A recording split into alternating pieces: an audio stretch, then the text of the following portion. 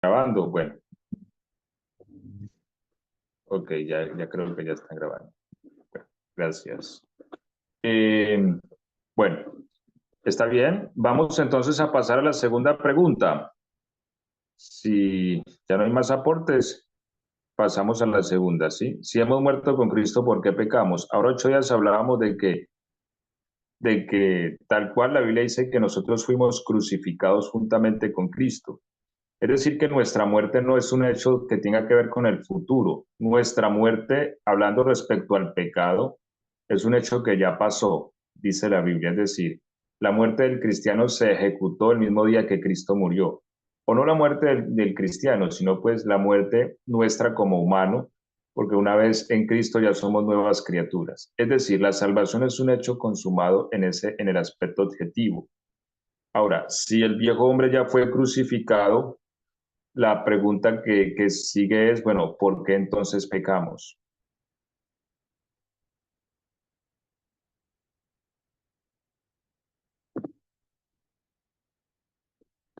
Ahora sí, el hermano Juan Carlos puede continuar con la parte que seguía allí. Listo. Voy a cerrar un momento la diapositiva para dar paso a mi trabajo. Ok,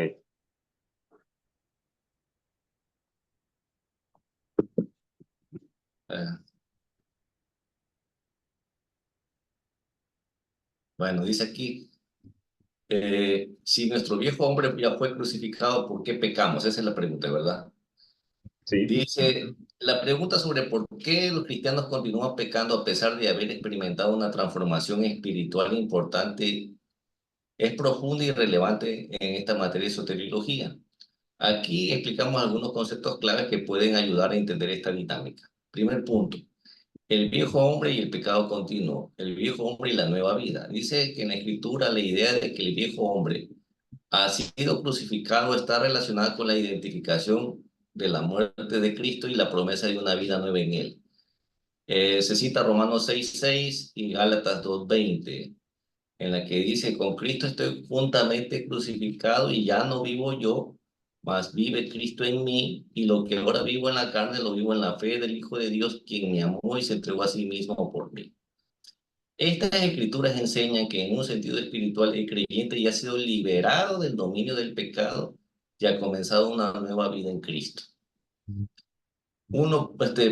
Otro punto dice la realidad del pecado en la vida del creyente. Aunque el viejo hombre ha sido crucificado, la realidad del pecado en la vida del creyente persiste debido a las siguientes razones. Primero, dice la naturaleza pecaminosa. Aunque hemos sido liberados del dominio del pecado, aún vivimos en un cuerpo que tiene una inclinación hacia el pecado. La Biblia reconoce esta lucha en Romanos 7:18-19. Y yo sé que en mí, esto es en mi carne, no mora el bien, porque el querer el bien está en mí, pero no el hacerlo. Pues no hago el bien que quiero, sino el mal que no quiero, eso hago. Otro punto dice la lucha espiritual. La vida cristiana implica una lucha constante entre el deseo de vivir de acuerdo a los principios de Dios y las tentaciones que nos rodean. Gálatas 5:17, porque el deseo de la carne es contra el espíritu y el del espíritu contra la carne, y estos se oponen entre sí para que no hagáis lo que quisierais. Aquí dice la experiencia del pecado y la victoria en Cristo. La confesión y el perdón continuo. Dice, dado que los cristianos no están exentos de pecado, la Escritura nos instruye sobre la importancia de la confesión y el perdón continuo. 1 Juan 1, del 8 al 9. Si decimos que no tenemos pecado, nos engañamos a nosotros mismos y la verdad no está en nosotros. Si confesamos nuestros pecados, Él es fiel y justo para perdonar nuestros pecados y limpiarnos de toda maldad. 2.2, el proceso de santificación. La santificación es un proceso continuo en la vida del creyente, aunque la posición del cristiano ha cambiado, es decir, ha sido justificado y ha muerto al pecado en Cristo. La práctica de esa realidad toma tiempo y crecimiento. Es Filipenses 2:12, ocupados en vuestra salvación con temor y temblor. 2.3, la dependencia del Espíritu Santo. Para vivir una vida que refleje la nueva identidad con Cristo, el creyente debe depender del Espíritu Santo. Gálatas 5:16. Digo pues, andad en el Espíritu y no satisfagáis los deseos de la carne. Ejemplos bíblicos de lucha y victoria. El apóstol Pablo. A pesar de su dedicación y revelación, Pablo enfrentó una lucha con la carne y reconoció sus propias debilidades en Romanos 7. Sin embargo, confiaba en la gracia de Dios y en la fuerza del Espíritu Santo para superar el pecado. El apóstol Pedro, aunque Pedro fue un líder destacado en la iglesia primitiva, él mismo falló y cayó en hipocresía y discriminación. Gálatas 2, 11 al 14. Este pasaje describe un incidente ocurrido en Antioquía, donde Pedro mostró favoritismo hacia los judíos y se apartó de los gentiles. Este incidente subraya que incluso los líderes prominentes pueden ser vulnerables a errores y tentaciones. Por lo tanto, la santificación es un proceso continuo y la influencia del entorno y las presiones sociales pueden llevar a fallos, incluso después de una experiencia profunda con Cristo. En resumen, el hecho de que el viejo hombre haya sido crucificado no elimina la presencia de la naturaleza pecaminosa en el cuerpo del creyente. La vida cristiana implica un proceso de lucha y crecimiento continuo, dependiente de la gracia y del poder del Espíritu Santo para vivir de acuerdo a la nueva vida en Cristo. Hasta ahí nomás. Amén. Muy bien. Ok. ¿Quién más nos da su aporte al respecto? Si nuestro viejo hombre fue crucificado, ¿por qué pecamos?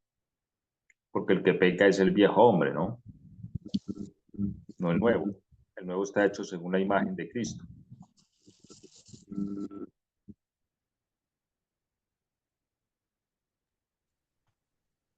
Amén. Ok. Amén. Amén. Bien. Hermano Sergio. Amén, sí. La segunda pregunta, ¿no? Si hemos muerto con Cristo, ¿por qué pecamos? Si nuestro viejo Bien. hombre fue crucificado juntamente con Cristo. Bueno, pecamos pues porque estamos en una perfección progresiva o santificación progresiva.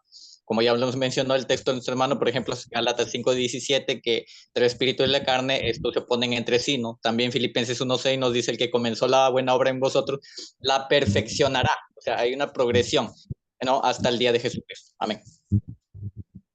Gracias, hermano Sergio. Hermano Luis, ¿quiere compartir? Amén, pastor. Bueno, en conclusión ya se dijo bastante, y gracias a nuestro hermano Juan Carlos.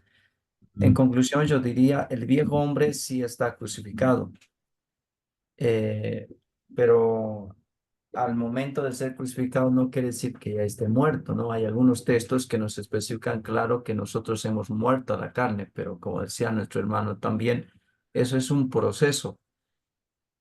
Creemos, a menos hasta donde nos puede mostrar las Sagradas Escrituras, que lo que vamos a vencer totalmente a la muerte, o es decir, a la carne, va a ser hasta la venida del Señor Jesucristo, cuando sea uno perfeccionado. Entonces yo más o menos concluiría de esa manera: el viejo hombre sí está crucificado, pero no está muerto en sí, no está muerto. En la Biblia, a menos, si mal no me equivoco, está en Gálatas, que dice que a la carne lo crucificamos con nuestras pasiones y con nuestros deseos. El viejo hombre en sí se resumiría en la Biblia, o apareciera en varias ocasiones con el término la carne, más o menos haría la referencia al viejo hombre cuando se nombra acerca de la carne. Eso sería, querido pastor. Gracias. Ok. Bueno, ¿hay más aportes o pasamos ya a la tercera pregunta para entrar en el tema? Yo creo que para resumir ya y dar por terminada esa pregunta, tenemos que decir que mientras estemos en este cuerpo de carne y hueso, siempre van a haber debilidades y muchas veces van a sucumbir a pecado. Solamente en el momento que estemos ya glorificados y perfeccionados en Cristo, ahí se acabará esa naturaleza pecaminosa por completo.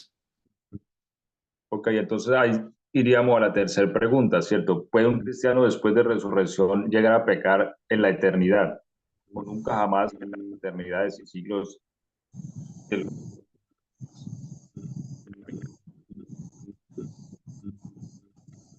No se escuchó, mi hermano pastor, la última parte. Ok, digamos que hay entonces caeríamos en la tercera. Está totalmente garantizado que jamás volverá a pecar a través de los siglos de los siglos.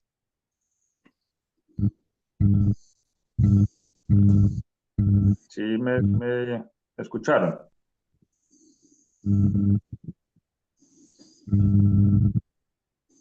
A ver, mis hermanos, ¿quién quiere participar? Bueno, No me dice. Yo quiero participar en esa pregunta.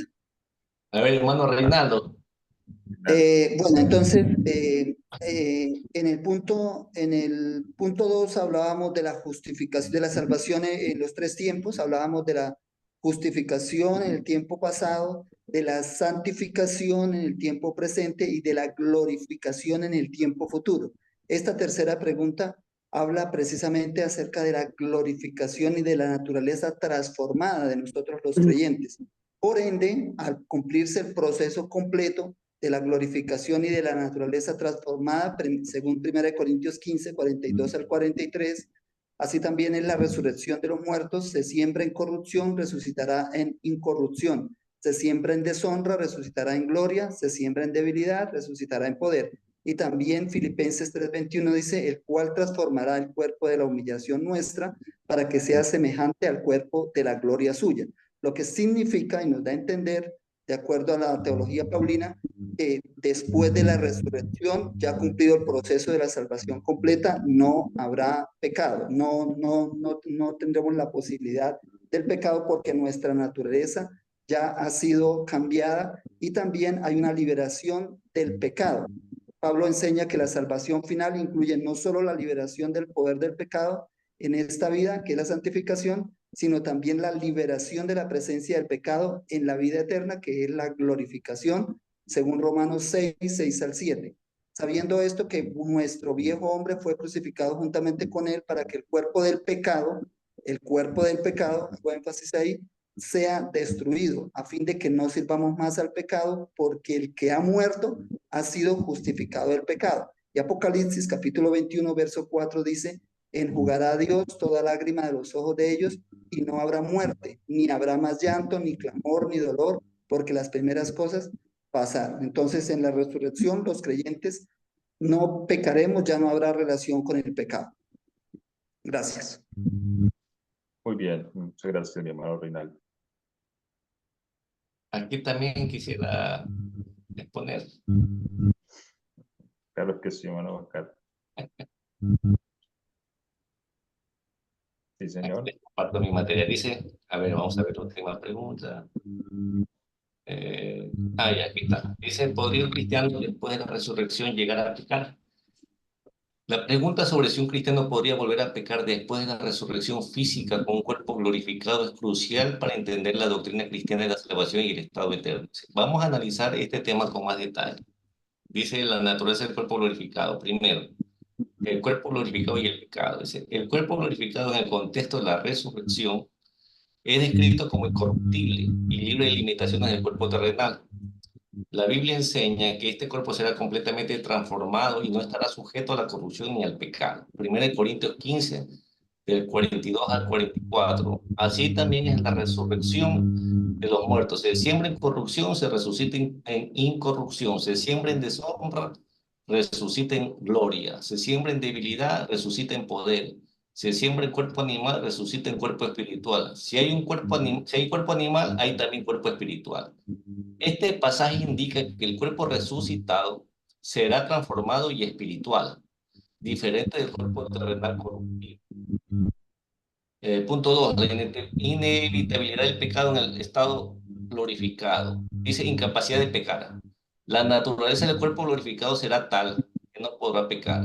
En el estado eterno, la presencia del pecado y las inclinaciones pecaminosas serán completamente erradicadas.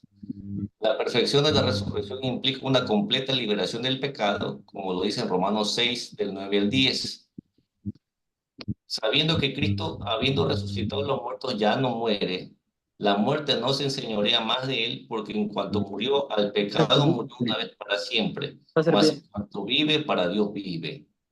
Dice, la resurrección de Cristo es el modelo para la muestra, mostrando que el poder del pecado ha sido vencido definitivamente.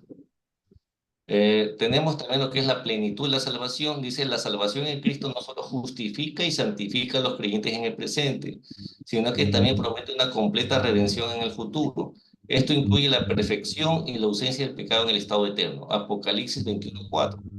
Enjugará Dios toda lágrima de los ojos de ellos y no habrá más muerte, ni habrá más llanto, ni clamor, ni dolor, porque las primeras cosas pasaron. Este versículo destaca que en el estado eterno no habrá más sufrimiento ni pecado, lo que implica que el pecado no tendrá lugar en la existencia glorificada. El estado eterno y el pecado, el estado eterno en los creyentes. Dice, en el estado eterno que sigue el milenio y la resurrección final, la existencia de los creyentes será completamente libre de pecado. Esto es afirmado en la visión de la Nueva Jerusalén y en la promesa de Dios para el futuro. 1 Juan 3:2. Amados, ahora somos hijos de Dios y aún no se ha manifestado lo que hemos de ser, pero sabemos que cuando Él se manifieste seremos semejantes a Él, porque le veremos tal como Él es. La promesa de ser semejantes a Cristo y la visión de su pureza implica que los creyentes compartirán en esta pureza y perfección. Conclusión. Después de la resurrección física y glorificación, los cristianos con cuerpos glorificados no podrán volver a pecar. La transformación completa del cuerpo y la liberación de la corrupción y las inclinaciones pecaminosas aseguran una existencia sin pecado en el estado eterno. El estado eterno, la resurrección y la glorificación llevarán a un estado donde la presencia y la posibilidad de pecado serán eliminadas. La perfección de este estado eterno garantiza que los creyentes vivirán en completa pureza y santidad sin la posibilidad de pecar. Hasta ahí, mi hermano. Ok, gracias, hermano Juan Carlos. Bien. Si hay otro aporte al respecto, pueden hacerlo. Amén. La tercera, ¿no? ¿Podría un cristiano pecar? Pero todos estamos de acuerdo en que no. Pues mil veces que no, porque ya entramos a una etapa de glorificación, como le decía. Romanos capítulo 8, el verso 30, en la predestinación, a estos también llamó, y a los que llamó a estos también justificó, y a los que justificó a estos también glorificó. Eso es la predestinación de Dios, no está todos glorificados, pues es una etapa en que el pecado ya no existe, ni más maldición. Es más, Apocalipsis capítulo 21, que dijo nuestro hermano anterior, nos decía pues que Apocalipsis 21:4, que ya no habrá muerte, no habrá tantas cosas lo que hoy vivimos, ¿no? En Apocalipsis 20, en el verso 2, nos dice que ya no se encontrará el árbol de la ciencia del bien y del mal del que tomó Adán, Eva, ¿no? Sino el árbol de la vida. Ok. Bien. Bueno, entonces, primero, bueno, muchas gracias por los aportes, a los que han enviado también su trabajo por escrito. Bueno, los que me enviaron ahorita no los he visto, pero bueno, también pues, según lo que han expuesto, creo que ya está dicho respecto al tema. También en la exposición de mi hermano Juan Carlos está muy excelente. Muchas gracias por cada uno de sus aportes. Ok. Entonces, como veníamos hablando, la palabra de Dios dice que nosotros fuimos crucificados juntamente con Cristo. ¿En qué consiste la salvación? La salvación es un contrato que Dios hace con el hombre. Un contrato en el que yo le entrego mi vida a Él y Él me entrega la vida de Él a mí. ¿Para qué yo le entrego mi vida a Dios? Para Él crucificarla, porque la vida mía a Dios no le sirve para nada. La Biblia lo dice ahí el profeta Isaías, todos se volvieron inútiles. Es decir, todo lo que nosotros podamos llegar a hacer a Dios no le sirve. Entonces, lo que Él hace es un negocio con nosotros. Eso es la salvación, que se fundamenta en la misericordia y el amor de Dios, en que usted me da su vida y yo le doy la mía. ¿Sí? Hacemos ese trueque, ese cambio. ¿Qué hace entonces con nuestra vida? Él la pone en la cruz y la elimina, y ya. Allí deja de ser. Ahora Él nos da la vida de Él para que vivamos por Él, y todo lo que Él es, todo lo que Él puede transmitirnos, todo lo que Él le pertenece, todo lo que Él hereda, por consecuencia nos toca a nosotros. Ahora, la primera pregunta dice, ¿somos salvos o seremos salvos? ¿Cierto? Efectivamente, pues bueno, como cada uno de ustedes respondió, la salvación es un proceso. Es decir, Dios no ha terminado su obra respecto a nosotros. Bien, en el tema de la teología hay ciertos temas que son polémicos, entre ellos es la composición del ser. Mm, bueno, la Biblia habla que el ser está compuesto por tres sustancias que son cuerpo, alma y espíritu. Es lo que dice el apóstol Pablo, ¿cierto? Todo vuestro ser, espíritu, alma y cuerpo sean guardados irreprensibles para el día del Señor. Entonces la salvación tiene que ver con estos tres elementos para que la salvación sea completa, ¿sí? Una vez el ser humano es alumbrado y nace de nuevo, su espíritu es vivificado. De allí donde dice el Señor que les daré un espíritu nuevo y pondré un corazón nuevo dentro de ellos. Ese suceso ocurre el día que somos salvos. Nosotros recibimos un espíritu nuevo y ahí comienza el proceso de la salvación en el aspecto subjetivo. Ahora, viene el segundo aspecto que es el más prolongado y el más extenso, que es el alma. El alma es el elemento más complejo, ¿por qué? Porque el alma es en sí el ser. A ver, el ser no, es en sí la persona. Es en sí donde la persona razona. Sí, es en sí. El espíritu y el cuerpo no son más que vehículos, ¿sí? Vehículos. ¿Por qué tenemos espíritu? Porque, a ver, ¿por qué tenemos cuerpo primeramente? Porque hay una creación con la que necesitamos interactuar. Nuestro cuerpo tiene 5 sentidos, un sistema sensorial que Dios puso para interactuar con una creación, lo físico. Pero aparte de la creación física hay una creación espiritual, hay un universo espiritual. Y para interactuar con el universo espiritual se necesita otro cuerpo diferente a este. A eso la Biblia llama espíritu. Es otro cuerpo, por así decirlo, como para hacerme entender, otro cuerpo que tenemos interno que también tiene su propio sistema sensorial, pero que este sistema sensorial ya no interactúa con el mundo físico, sino con el mundo espiritual. El espíritu también tiene unos ojos, también oye y también tiene todo un sistema sensorial para interactuar con lo espiritual, como la oración de Eliseo, por ejemplo. Ábrele los ojos a este para que vea. Ahora, y él sí estaba viendo con los ojos del cuerpo, pero a él sus ojos del espíritu no le permitían ver. Y cuando Dios le abre los ojos del espíritu, él ve los carros de fuego y ve a los ángeles y ve todo el ejército que estaba custodiando a Eliseo, ¿sí? Porque el espíritu también puede ver, el espíritu también puede oír y bueno, tiene también todo un sistema sensorial. Entonces, de allí donde el espíritu y el cuerpo solo son vehículos para nosotros interactuar y hacer parte de una creación. Pero el alma es el elemento más importante. De hecho, la Biblia habla de la salvación del alma. Y allí es donde entra el proceso de santificación. ¿Ok? Bien, si hay alguna pregunta en medio que yo estoy hablando, pueden alzar la mano. Bueno, no sé si el hermano Juan Carlos me puede hacer el favor también de chequear un poquito, porque como estoy en el teléfono, a veces no veo bien si de pronto alguien quiere preguntar o quiere dar un aporte. Bueno, claro, me he hecho entender hasta ahí, sí. Bien. Entonces, el proceso del alma es un poquito más complejo porque el alma ya tiene que ver con la voluntad humana. Ahora, ese es el proceso que la Biblia llama santificación también, ¿cierto? Por lo que también ahorita en las exposiciones estábamos hablando. Si el viejo hombre fue crucificado, ¿sí? Que es la segunda pregunta, pero voy a terminar de exponer la primera. Entonces, ¿somos salvos? Sí, nuestro espíritu ya tiene vida. Hemos recibido vida en el espíritu. Nuestro espíritu ya fue iluminado y ya fue vivificado, ¿sí? Ahora, pero la salvación tiene que ir expandiéndose porque la obra de Dios es diametralmente opuesta a la obra del enemigo. La obra de Dios es explosiva, mientras que la de Satanás es implosiva, ¿cierto? Dios comienza en Jerusalén, después en Judea, después en Samaria y va hasta lo último de la tierra.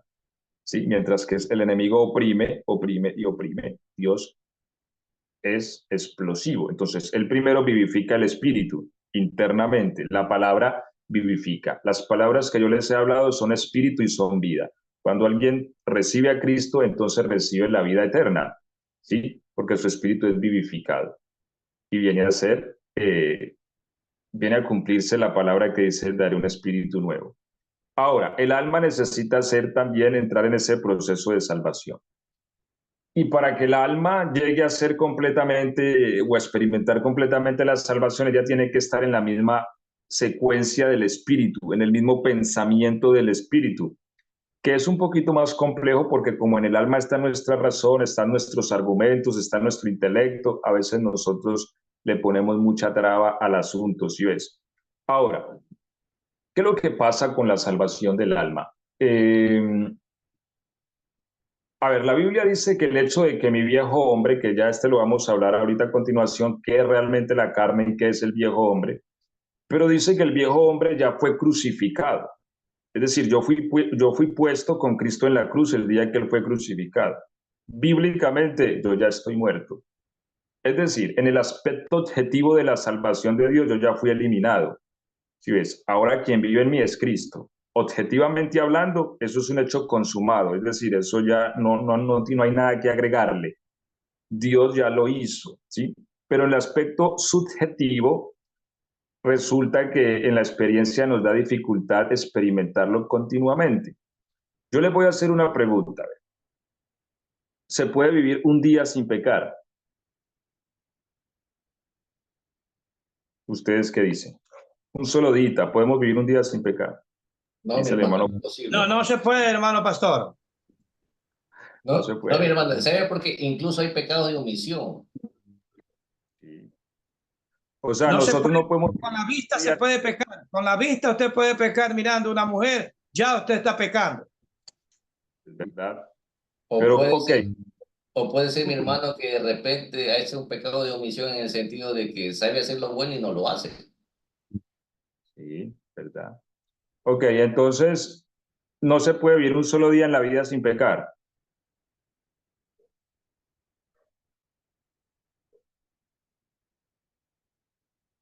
¿Qué dice? No hay la posibilidad de que un cristiano viva un solo día sin pecar.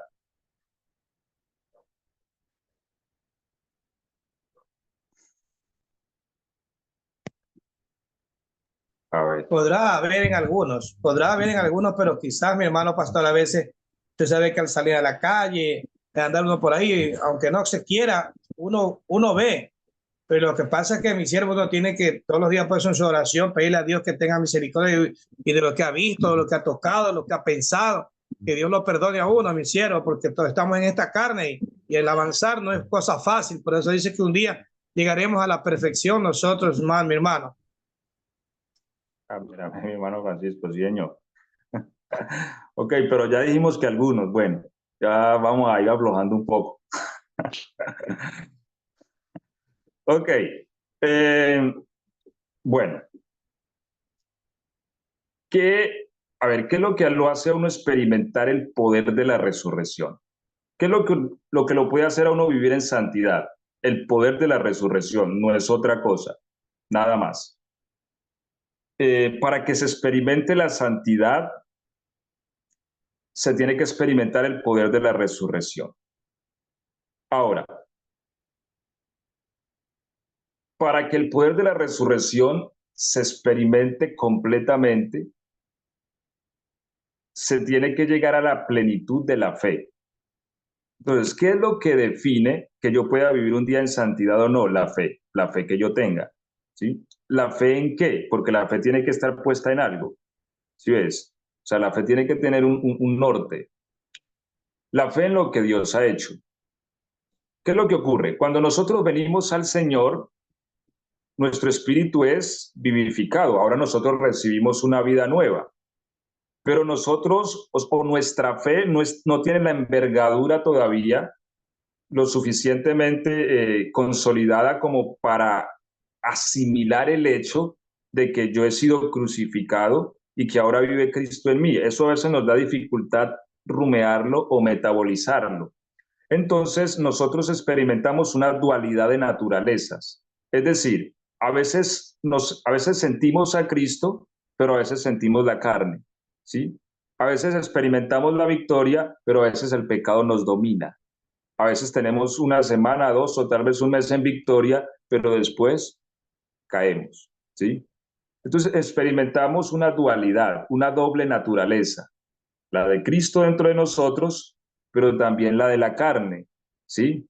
Ahora, en la medida en que nosotros o que la fe empieza a concebir, no como un concepto teológico, como una idea doctrinal, no, sino como un hecho real de que yo fui crucificado, en la medida en que nuestra alma empieza a concebir esa verdad como un hecho que ya fue consumado, entonces empezamos a experimentar la liberación del pecado. Ahora, eso nos suele ocurrir a todos, también como exponía ahorita el hermano Juan Carlos, por ejemplo a Pedro. A nosotros a ver, y no nos han dicho, nosotros lo sabemos que caminar sobre el agua no se puede. ¿Sí ves? A no ser que el agua esté congelada, pero no se puede. ¿Por qué? Porque nos vamos a hundir, o sea, es la ley de la física, ¿sí ves? Te paras en el agua, te hundes. Pero la palabra del Señor le había dicho a Pedro, ven. Y la palabra le proveyó el poder a Pedro para caminar sobre el agua. Lo que pasa es que el ser humano, cuando se enfrenta a algo que violenta su razonamiento, él tiende a cuestionarlo, ¿sí?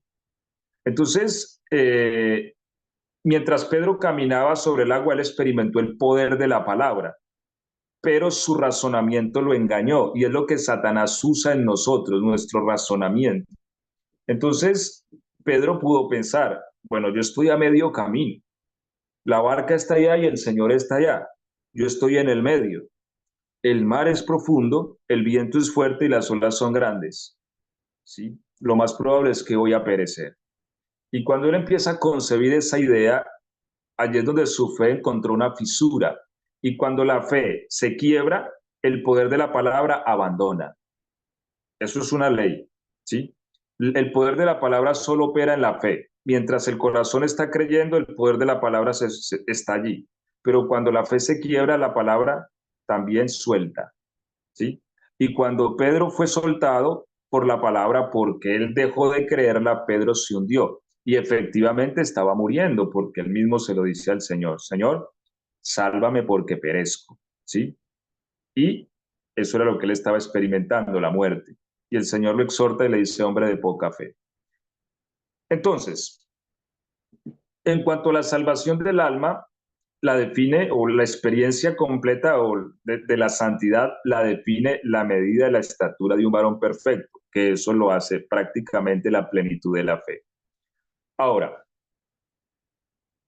Satanás cuestiona mucho el asunto en nuestra mente, ¿cierto? ¿Por qué? Porque si nosotros decimos, es que yo estoy muerto.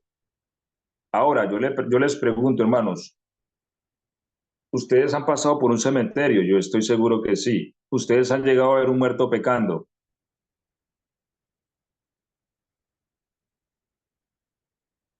Ya está hecho Seguramente. polvo, mi hermano. No, Señor, seguro que no, ¿cierto? ¿O qué dice el hermano Francisco? No, no, yo no he visto a los vivos que están pecando en el cementerio. Sí, señor. Ok, un muerto no peca. Ahora, pero la Biblia dice que estamos muertos. Eso es lo que dice la Biblia. ¿O no sabéis que habéis muerto? Eso lo dice Pablo, ¿cierto? ¿No sabéis que habéis muerto? Ahora, si nosotros estamos muertos, ¿por qué pecamos? Si un muerto no peca ni hace nada. Eso ocurre porque en nuestro razonamiento, nuestra fe tiene un proceso de madurez. Ahora, Satanás habla en nuestra mente y él dice, o nos puede decir, bueno, si vos estás muerto, ¿por qué sientes? ¿Por qué te sientes atraído? Y empieza a cuestionar lo que la palabra dice. Entonces no estás tan muerto, ¿sí? Así que nosotros podemos empezar a hacer una interpretación tal vez teológica o redireccionar lo que la Biblia dice, porque tal vez no es como dice. Ahora, pero si nosotros enfrentamos la tentación con el argumento bíblico, si nosotros le decimos al pecado, mira, yo he sido crucificado juntamente con Cristo y ya no vivo yo, vive Cristo en mí. Y si yo se lo digo a mi corazón hasta que Él lo crea, yo voy a empezar a sentir cómo la tentación se disipa y el poder de la resurrección me llena y me hace sentir un poder lo suficientemente grande para vencer el pecado. Un poder que no es inherente a mí, no, sino que es Cristo en mí venciendo el pecado. ¿Sí? Entonces, mientras nosotros nos enfrentemos al pecado con nuestras fuerzas, nosotros vamos a ser vencidos. Con nuestras resoluciones, con nuestras firmezas, tarde que temprano, el pecado nos va a vencer. La forma de enfrentarnos al pecado siempre será con el argumento bíblico. Con Cristo estoy juntamente crucificado y ya no vivo yo. De manera que si Satanás toca la puerta de mi corazón, basta con decirle, Satanás, la persona que usted busca ha sido crucificada, está muerta. Ahora vive Cristo en mí. Ya lo llamo para que usted hable con él. Seguramente que Satanás no va a poder vencer a Cristo porque él es invencible, ¿sí ves? Es una cuestión de fe, ¿sí? Ahora, es una fe que hay que mantenerla todos los días, ¿sí? Hay una dependencia, como ahorita les escuchaba a ustedes hablar, una dependencia constante de Cristo, hasta que nuestro corazón se convenza completamente que ya no vivo yo, vive Cristo en mí. Solo hasta que lleguemos a convencernos completamente de ese hecho, vamos a experimentar el poder de la resurrección operando en nosotros, no más. ¿Sí? Porque a veces nos enfrentamos al pecado con fuerzas humanas y aunque eso pueda dar resultado por algún tiempo, nos va a derrotar con el caminar, ¿sí?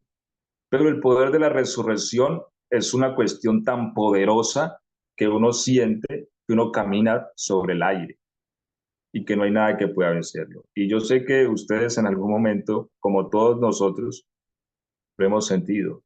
Y es cuando uno siente el poder de Cristo en uno.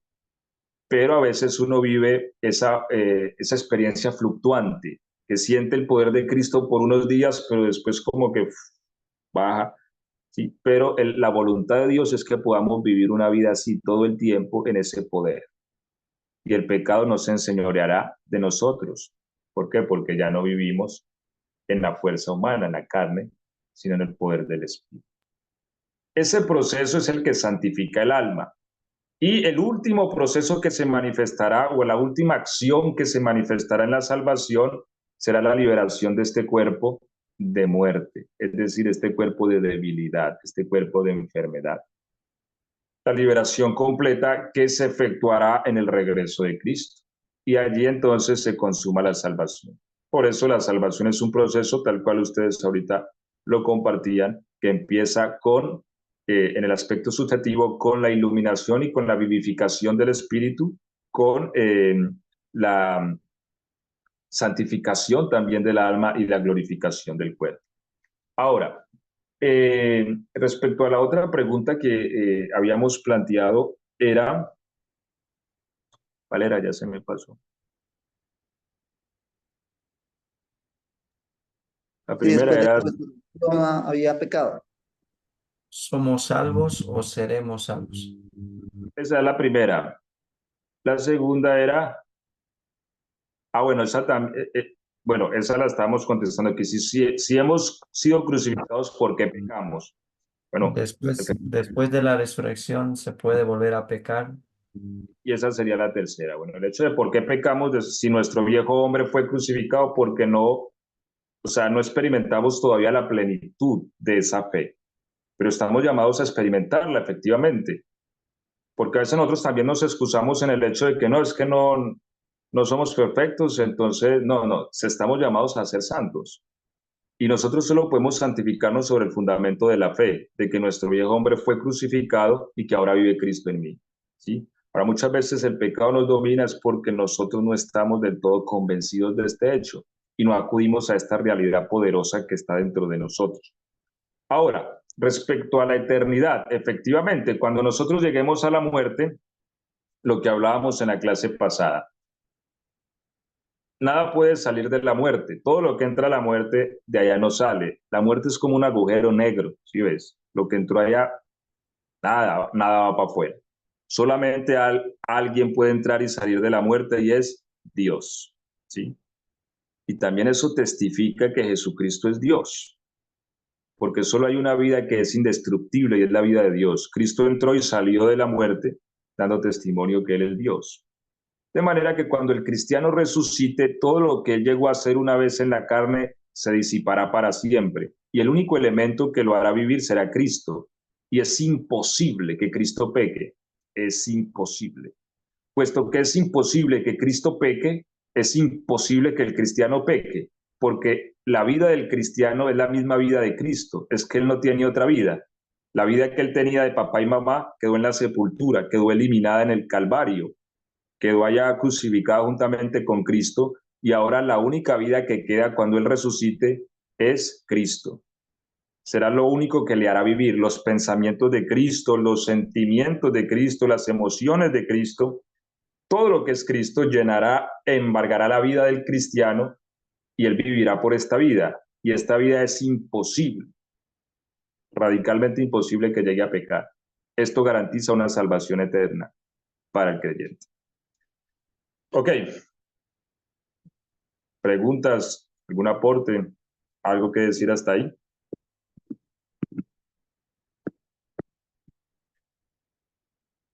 Nada, todo el día. Todo de 10.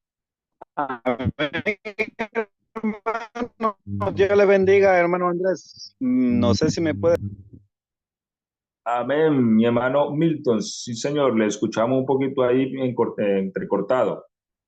Mil disculpas, hermano, por la señal que estaba un poco muy mala por acá, pero bueno, espero me logren escuchar. Hermano, yo estoy convencido de todo lo que estoy escuchando, pues una temática muy importante.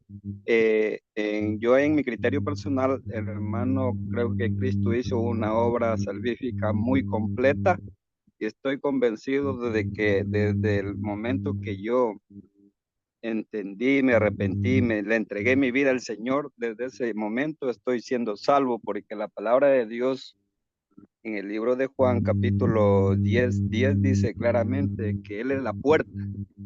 El que entra por esa puerta será salvo.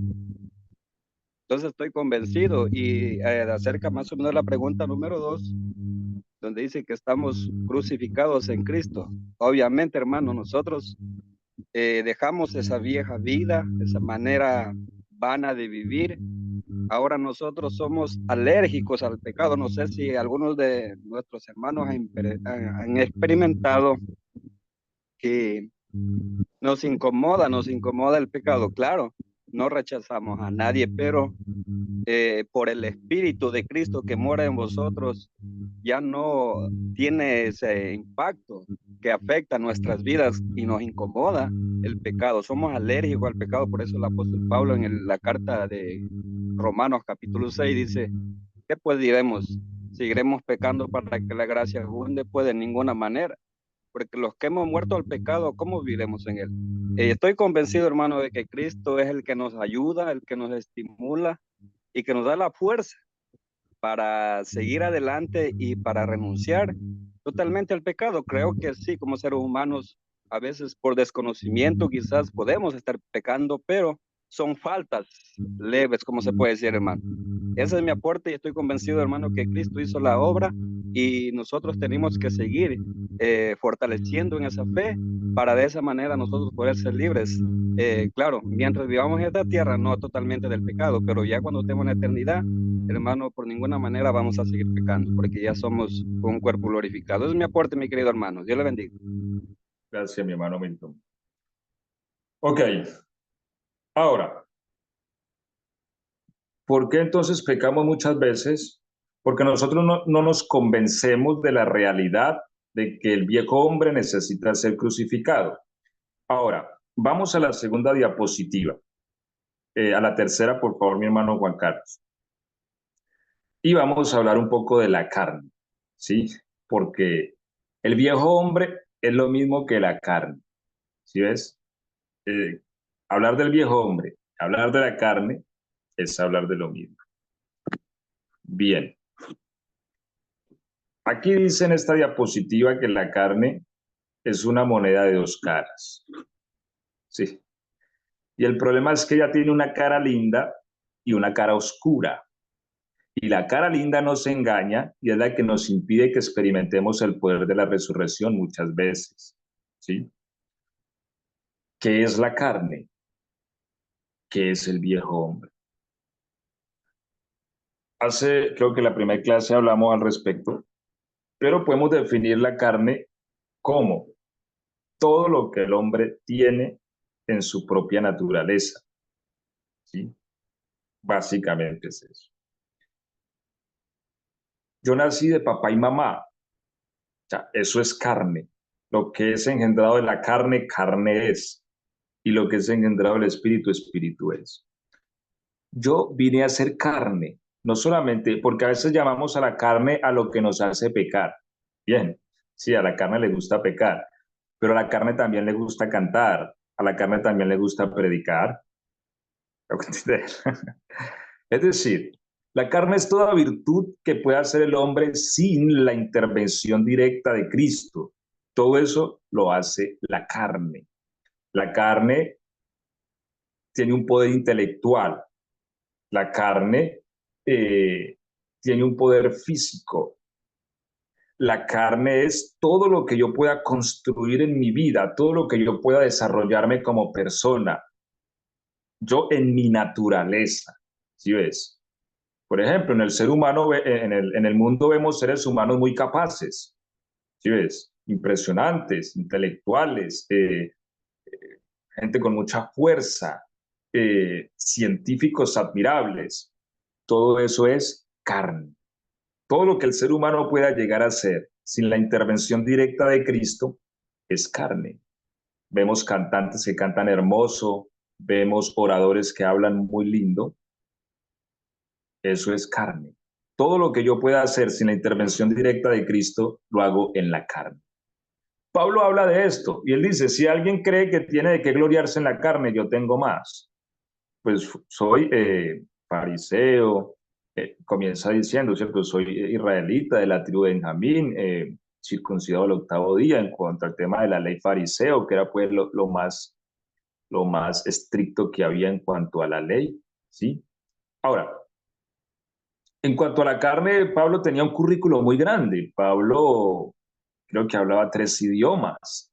Pablo tenía nacionalidad romana, que eso era algo muy importante en la época. Pablo se codeaba con los grandes, era conocido de gente poderosa, ¿sí?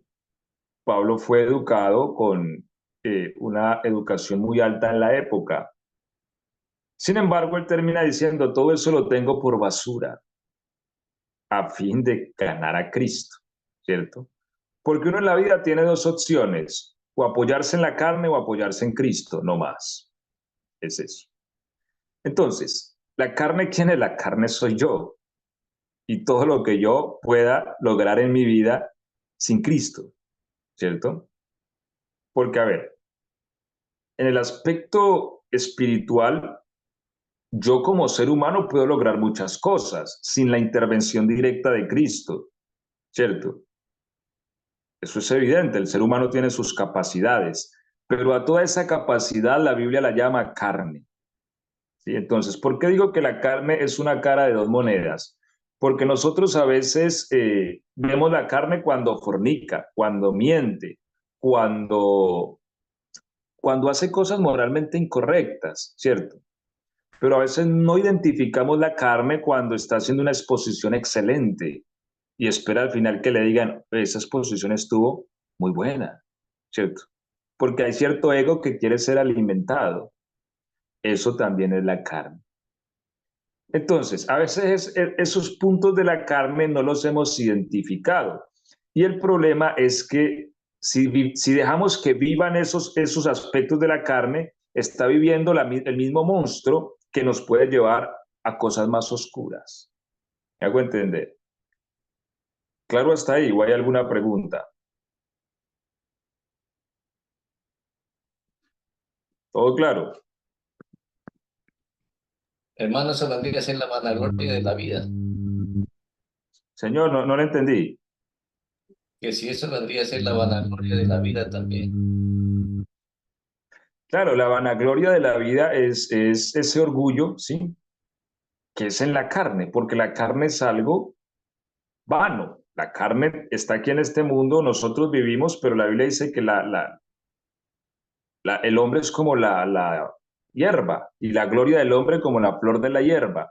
¿Sí? Entonces, el hombre se gloria en su carne, se gloria en sus capacidades, en sus logros, en sus triunfos. Es que yo soy el doctor tal, ¿sí? Es que yo soy el licenciado tal. Todos esos triunfos que uno adquiere en la vida ¿sí? Entonces, esa gloria es una gloria de la carne. Y mientras nosotros nos apoyemos en eso, nosotros les estamos permitiendo que el mismo monstruo que nos domina y que nos hace pecar viva. Pero si yo identifico a ese individuo que la Biblia llama el viejo hombre o la carne, ¿sí? Y acepto también ese hecho en la cruz, yo puedo tener muchas capacidades intelectuales tal vez para exponer algo, pero si yo identifico a ese monstruo que la Biblia llama el viejo hombre, y más bien antes de yo hacer algo, le pido a Cristo, Señor, permite por favor que seas tú el que des una palabra, el que hables, y no yo, porque ya no vivo yo, tú eres el que vives. Entonces vamos a poner ese monstruo donde debe estar, en la cruz. Y Cristo ahorita va a salir porque yo le he autorizado, yo lo he creído, ¿sí? Y experimento inclusive en eso la resurrección. Yo les cuento experiencias inclusive en lo pequeño, en cosas muy pequeñas, mire. Estos días tenía un problema con el auto, que yo sabía que era un problema que me iba a quitar muchas horas, porque se rompió el seguro donde va la parte de adelante del capó. Se rompió desde adentro y eso prácticamente hay que desbaratar toda la parte de adelante para poder quitar ese seguro. Yo sabía que tenía ese problema y tenía que resolverlo. Y me fui a resolverlo a la mañana. Y antes de hacerlo, oré a Dios. Y le dije, Señor, tuya es la sabiduría. Lo hice muy reverentemente, claro. Tuya es la sabiduría, Señor, y la ciencia. Y yo ya no vivo, tú eres el que vives en mí. Así que, Señor, te pido, seas tú en mí solucionando este asunto, Señor. Yo les doy testimonio que eso lo resolví. Yo creo que no me alcancé a tardar 10 minutos, tal vez 7, 8 minutos ya había resuelto el asunto. Encontré una forma que tal vez yo no me hubiera imaginado y lo resolví, cosa que para una persona pues llevaría horas como tratar de organizarlo. Muchas experiencias yo he tenido así, aún en las cosas básicas de la vida. Pero uno a veces se cree muy capaz, ¿cierto? Y dice, no, es que eso yo lo puedo hacer, es que vamos a ver en YouTube, lo resolvemos. Siempre nos estamos apoyando ¿en qué? En la carne. Entonces, mientras nosotros nos apoyemos en la carne, ese monstruo tiene la oportunidad de vivir. ¿Sí? Entonces, él busca ese lado bueno para que nosotros le perdonemos la vida. Pero cuando le perdonamos la vida, él después deja ver sus garras y nos arrastra el pecado. Pero la carne debe estar en la cruz toda, completa, la parte buena y la parte mala también. Porque cada vez que la carne hace algo bueno, lo que ella busca para sí es gloria. Pues la carne no le da la gloria a Dios, pues ella es su propio Dios, ¿sí? Ella se glorifica a sí misma. Esa es la razón por la que los cristianos se ofenden porque tal vez no lo reconocieron porque hizo tal cosa, porque hizo aquello, ¿sí ves? Entonces yo no vuelvo por aquello, porque buscan un reconocimiento para sí y no para Cristo. Una, Entonces yo, una Señor, consulta, querido pastor, va a disculpar por la interrupción. Antes que se pase a otro punto, cuando alcanzamos la plenitud de la fe, lo que usted nos trata de explicar es, bueno, a lo que yo lo estoy interesando, a lo que yo lo estoy entendiendo y comprendiendo, está muy interesante. Quizás no lo había visto desde este punto de vista, ¿no? Entonces, cuando yo alcanzo la plenitud de la fe, creo totalmente de forma literal lo que sucedió en la cruz del Calvario, coloco ahí mi fe, entonces ya no vuelvo a pecar y los textos que dicen que pues en la carne hemos muerto. Ahora la pregunta va, en sí el viejo hombre no estaría muerto, según ahorita lo que nos explica, ¿no? Y la carne tampoco estaría muerto. Entonces, según los textos que habla la Biblia acerca de que ya estamos muertos en la carne, más o menos se puede decir que otra vez resucitó y lo podemos matar, más o menos algo así. No estoy logrando entender esa parte, pastor. Ok, mi hermano Luis Mario. Ustedes comprenden el concepto de objetivo, ¿cierto? Objetivo y subjetivo. De pronto, para el que no lo tenga muy claro, voy a dar un ejemplo. Dentro de lo que es una verdad objetiva y una verdad subjetiva. A ver, yo tengo aquí un vaso, ¿cierto? Una verdad objetiva, ¿cuál es? Una verdad que es la verdad para todos. Por ejemplo, este vaso es blanco y tiene unas letras negras. Todos ustedes van a estar de acuerdo conmigo, ¿sí ves? De que este vaso es blanco y tiene unas letras negras, porque eso es un hecho objetivo. Pero si yo digo, este vaso es bonito, ahí vamos a entrar en una discusión, porque otro dirá, no, ese vaso está muy orejón, ese vaso está muy grande, ese vaso es feo. Otro dirá, pues, entonces ahí ya diferimos. Eso es lo que se llama una verdad subjetiva, es decir, ya es según mi parecer. Entonces, ¿por qué hago la comparación de los dos términos? Porque desde el punto de vista objetivo, la carne ya ha sido crucificada, es decir, Dios ya lo hizo, ¿sí? El viejo hombre ya murió. Ya Cristo en la cruz dijo, consumado es. Él ahí le puso fin a la carne y al viejo hombre. Pero eso en el aspecto objetivo, es una verdad objetiva que ya fue realizada, pero yo tengo que hacer esa experiencia mía, ¿sí ves? Para hacerla mía, ya ese es el punto subjetivo, yo tengo que experimentarla. Y la llave que me permite experimentar ese hecho objetivo es la fe, ¿sí? Entonces, en la medida, si mi fe es así como que hoy sí, mañana no, entonces yo experimento la muerte un día, pero como que al otro día no. Ahora, no es que el viejo hombre muera y resucite, no, es mi fe la que permite eso, ¿sí? Es decir, volviendo al ejemplo de Pedro, Pedro caminaba, pero cuando no, se hundió, ¿sí? Entonces es eso. Nosotros experimentamos la resurrección, pero cuando abandonamos la fe, entonces también dejamos de experimentar la resurrección y la carne domina. Ese es el concepto subjetivo. En el objetivo, Cristo ya eliminó al viejo hombre, ¿sí? Ahora, por eso hay niveles de santidad. Hay gente que está en un nivel de santidad que uno dice, wow, esta gente está sometida a Cristo día y noche, ¿sí ves? Eh, Ellos ya han alcanzado cierto nivel en esa objetividad. Tal vez otros estamos en otros niveles donde luchamos todavía con otras cosas, pero es una cuestión que es la fe ya en mí la que define esos elementos. No sé si me hago entender. Amén, amén, pastor. Se entiende. Muchas Hermano, gracias. hermano Andrés, tengo una pregunta ahí. Tiene que ver eso que usted nos está comentando, tiene que ver con lo que habla Pablo acerca de andar en el espíritu, lo que dice Pablo, andar en el espíritu y no satisfagáis los deseos de la carne. ¿Es eso realmente andar en el espíritu, permitir que el Espíritu Santo de Dios sujete mi espíritu humano?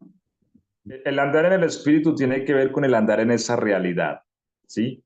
Por eso lo exhorta a los hermanos, ¿sí? O no sabéis que habéis muerto. Entonces, porque cuando uno anda en esa realidad y se somete al hecho de que Cristo vive en mí, eso a mí me da una conciencia de fe, ¿sí? Y eso es lo que me lleva a experimentar el poder, porque uno a veces quiere disfrazarse de santo, ¿sí ves? Es decir, uno quiere tener una apariencia de santo, pero está por dentro reprimiendo el pecado, y la salvación no se basa en la represión, porque cuando algo se reprime, tarde que temprano estalla, ¿sí?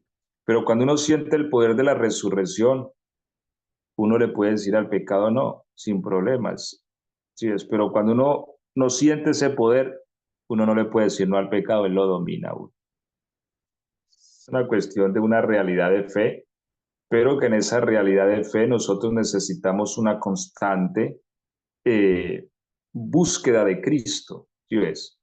Búsqueda, porque nuestra fe tiende a ser fluctuante, es decir, una fe consolidada y firme es muy, o sea, la fe necesita consolidarse diariamente, no es una cuestión que no es que yo ya tengo una fe, ya el pecado no me va a dominar de aquí para adelante, no, la fe es una cuestión que día a día necesita consolidarse sobre ese hecho, pero sobre el hecho del Calvario. ¿Sí ves? Siempre la santificación se logrará sobre el hecho del Calvario, que ya no vivo yo, vive Cristo en mí. Esa conciencia continua, cada mañana, cada tarde, cada noche, ya no vivo yo, vive Cristo en mí. ¿Sí? Esa conexión con Él me hará que yo experimente su poder. Y cuando uno lo siente, ahí es donde uno se da cuenta que lo que antes lo dominaba, ahorita ya no puede dominar, porque uno siente ese poder. Bien, pero entonces siempre es identificar la carne. ¿Para qué? Para aplicarle ese hecho de que ya no vivo yo. Y por eso les hablaba acerca de la parte buena de la carne, porque es que la carne